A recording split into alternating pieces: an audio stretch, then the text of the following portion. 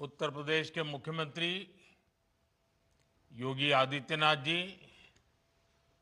उप मुख्यमंत्री ब्रजेश पाठक जी,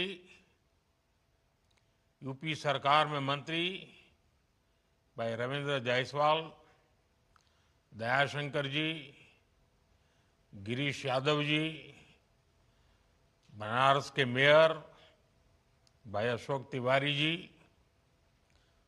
अन्य जनप्रतिनिधिगण, वॉलीबॉल एसोसिएशन के सभी पदाधिकारी, देश भर से आए सभी खिलाड़ी, काशी के मेरे परिवारजनों, नमस्कार। आज काशी के सांसद के नाते आप सभी खिलाड़ियों का स्वागत और अभिनंदन करते हुए मुझे बहुत खुशी हो रही है। आज से काशी में नेशनल वॉलीबॉल चैंपियनशिप का शुभारंभ हो रहा है। आप सभी खिलाड़ी बहुत कड़ी मेहनत के बाद इस नेशनल टूर्नामेंट तक पहुंचे हैं। आपने जो मेहनत की है, आने वाले दिनों में काशी के मैदान पर उसकी परीक्षा होगी।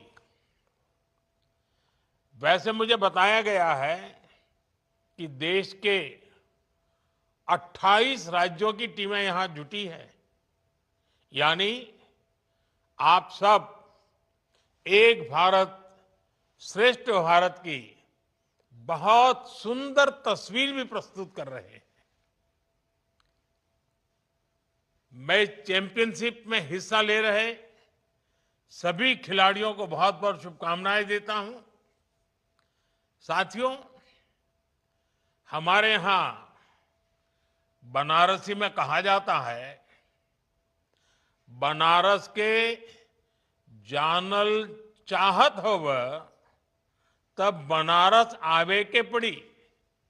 तो आप लोग बनारस आ गए हैं और अब बनारस को जान भी जाएंगे। हमारा बनारस खेल प्रेमियों का शहर है।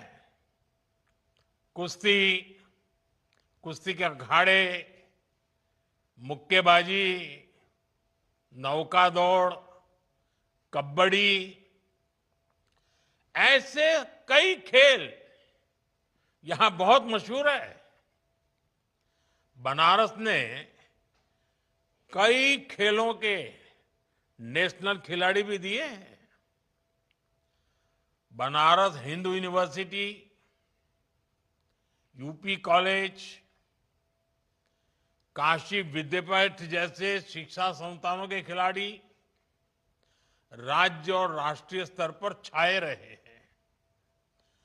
और काशी तो हजारों वर्षों से उन सब का सत्कार करती आई है जो ज्ञान और कला की साधना के लिए यहां जाते हैं। और इसलिए मुझे विश्वास है, नेशनल वॉलीबॉल चैंपियनशिप के दौरान बनारस का जोश हाई हो रहेगा। आप सभी खिलाड़ियों को उत्साह बढ़ाने वाले दर्शक भी मिलेंगे और काशी की आतिथ्य परंपरा को जीने का अवसर भी मिलेगा। साथियों, वॉलीबॉल एक साधारण स्पोर्ट्स नहीं है। नेट के इस पार और उस पार दोनों तरफ यह संतुलन का खेल है, यह सहयोग का खेल है और इस खेल में संकल्प शक्ति भी दिखती है। यानी बॉल को हर कीमत पर ऊपर ही उठाना है। वॉलीबॉल हमें टीम स्पिरिट से जोड़ती है। वॉलीबॉल के हर खिलाड़ी का मंत्र होता है टीम फर्स्ट। हर कोई भले ही अलग अलग स्किल्स का हो, लेकिन सभी प्लेयर्स अपनी टीम की जीत के लिए खेलते हैं। और मैं तो भारत की डेवलपमेंट स्टोरी और वॉलीबॉल में भी बहुत सी बातें कॉमन देखता हूं। वॉलीबॉल हमें सिखाती है कि कोई भी जीत अकेले नहीं होती। हमारी जीत हमारे कोऑर्डिनेशन, हमारे विश्वास और हमारी टीम की तत्परता पर निर्भर होती है। हर किसी की अपनी भूमिका है, अपनी जिम्मेदारी है, और हम तभी सफल होते हैं जब हर कोई अपनी जिम्मेदारी को बखूबी निभाता है, गंभीरता से निभाता है। हमारा देश भी इसी तरह आगे बढ़ रहा है।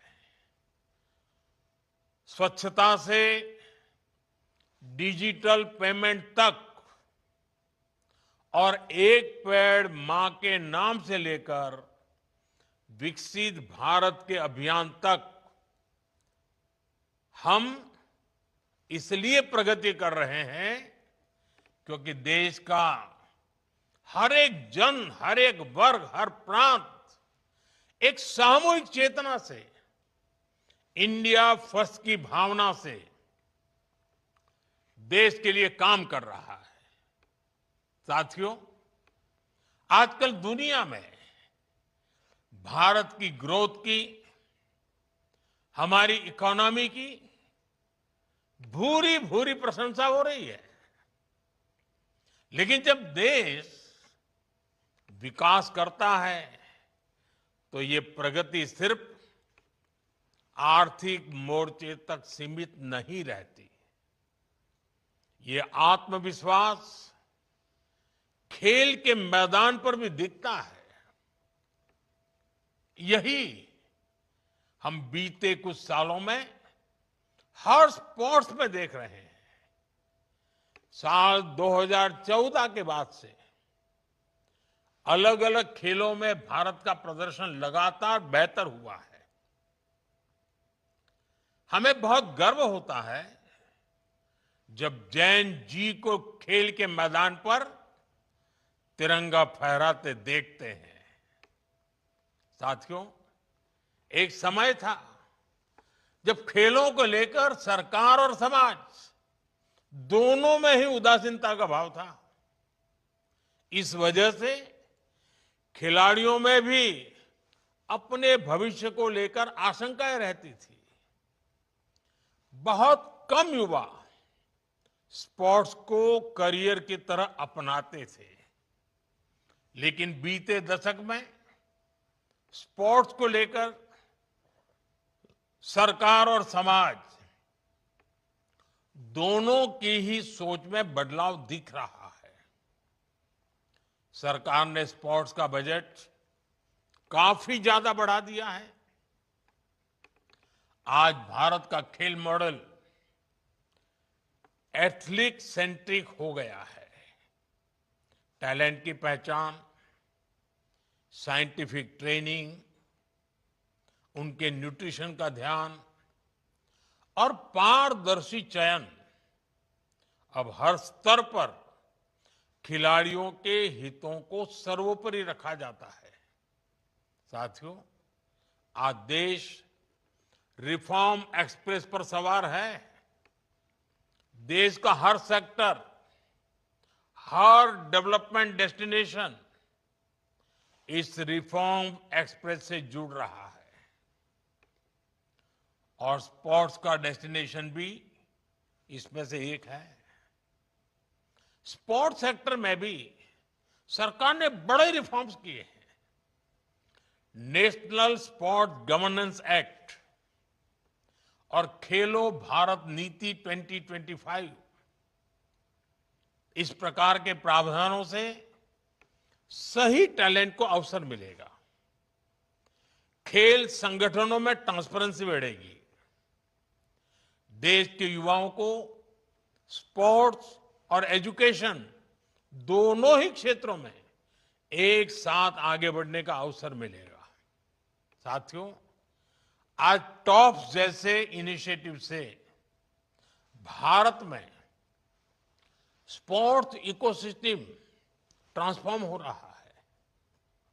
एक तरफ हम अच्छा इंफ्रास्ट्रक्चर और फंडिंग मैकेनिज्म तैयार कर रहे हैं और इसके साथ ही नौजवानों को शानदार एक्सपोजर देने के लिए भी काम कर रहे हैं। आपने गौर किया होगा, बीते दशक में कई शहरों में फीफा अंडर 17 विश्व कप, हॉकी विश्व कप, चेस से जुड़े बड़े इवेंट्स, ऐसे 20 से अधिक प्रमुख अंतर्राष्ट्रीय कार्यक्रम आयोजित किए हैं।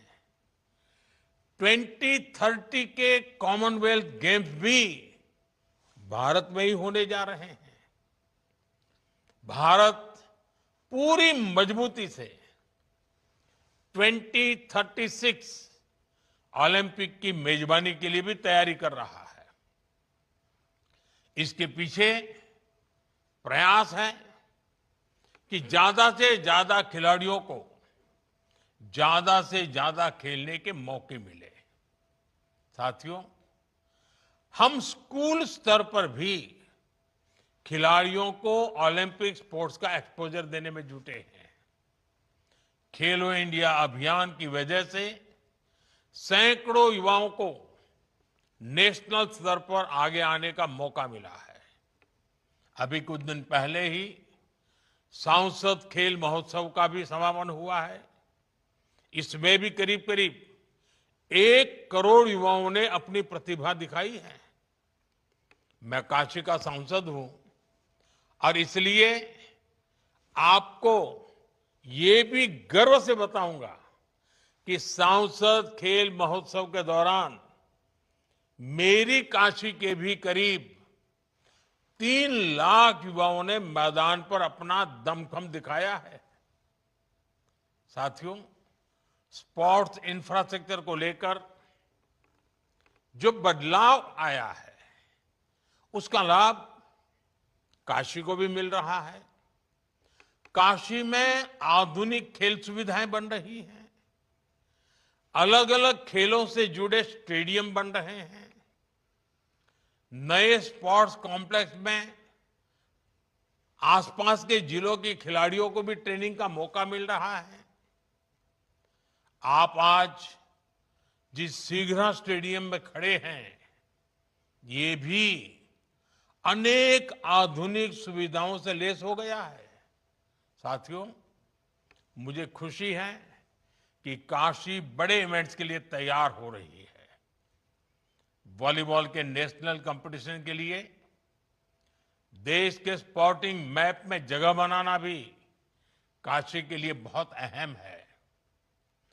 और इस स्पोर्ट्स इवेंट से पहले भी काशी में ऐसे कई आयोजन हुए हैं जिससे यहां के लोगों को, यहां की लोकल इकोनॉमी को परफॉर्म करने के बड़े अवसर मिले हैं।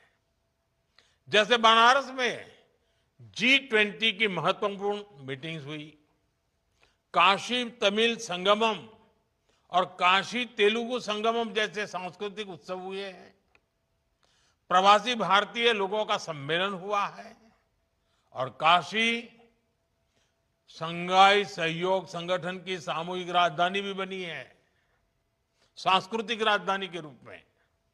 आज इन उपलब्धियों में ये चैंपियनशिप भी एक रत्न के रूप में जुड़ रही है। इस सारे आयोजनों से काशी बड़े मंचों पर ऐसे इवेंट्स के बड़े डेस्टिनेशन के रूप में उभर रही है। साथियों, बनारस में इस समय अच्छी ठंड पड़ती है और इस मौसम में एक से बढ़कर एक खाने की चीजें भी मिलती है। समय मिले तो मलइयों का भी आनंद उठाइएगा। बाबा विश्वनाथ का दर्शन, गंगा जी में बोटिंग, ये अनुभव भी अपने साथ जरूर लेकर जाइएगा। बाकी इस टूर्नामेंट में अच्छे से खेलिए। काशी की धरती से आपका हर स्पाइक, हर ब्लॉक और हर पॉइंट भारत की स्पोर्ट्स एस्पिरेशंस को और बुलंदी दे। इसी अपेक्षा के साथ आप सभी को फिर से बहुत बहुत शुभकामनाएं। धन्यवाद। वंदे मातरम।